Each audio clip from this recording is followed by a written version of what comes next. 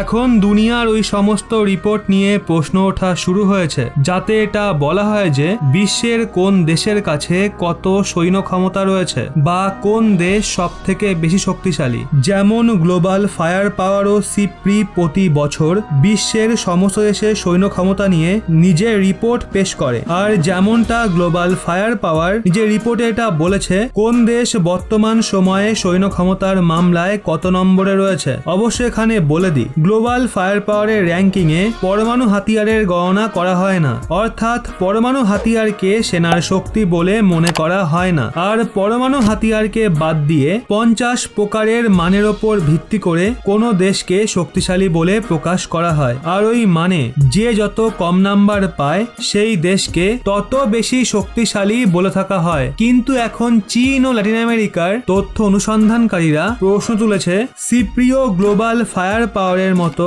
Rating agency রাশিয়ার সৈন্য ক্ষমতাকে চিনে উঠতে বহুত বড় ভুল করেছে। কারণ ন্যাটো সংগঠনের অনেক দেশে জমানো হাতিয়ার ইউক্রেনকে সাহায্য করতে গিয়ে শেষ হয়ে গেছে, কিন্তু রাশিয়ার প্রহারে একটুও কমতি দেখতে পাওয়া যায়নি।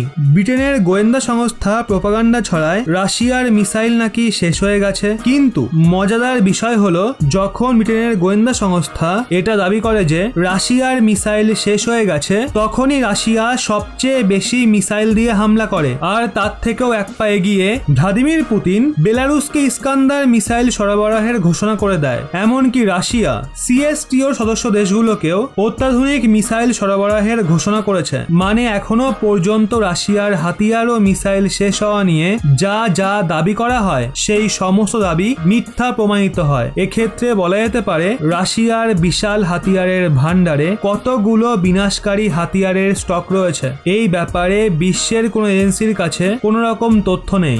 আর কিছু এমনই পরিসংখ্যান ভারতের সৈন্য ক্ষমতাকে নিয়েও রয়েছে, কারণ ভারত কেবল এক বছরে 0.1214 থেকে 0.0979 এর যে মজবুতি অর্জন করেছে সেটা মোটামুটি গোটা দুনিয়াকে চমকে দিয়েছে। কারণ গ্লোবাল ফায়ার পাওয়ারের রেটিং এ পয়েন্ট যত কম হবে সেই দেশের যুদ্ধ করার ক্ষমতা অতটাই মজবুত বলে মনে করা হয়। আর কেবল এক বছরে ভারতের পয়েন্টে 0.0235 এর কমতি আসায় এটা বোঝা যায় যে ভারত তার সৈন্য ক্ষমতার বিকাশের জন্য দ্রুত অ্যাকশন নিচ্ছে। তো বন্ধুরা, এই নিয়ে আপনাদের কি মতামত কমেন্টে অবশ্যই জানান।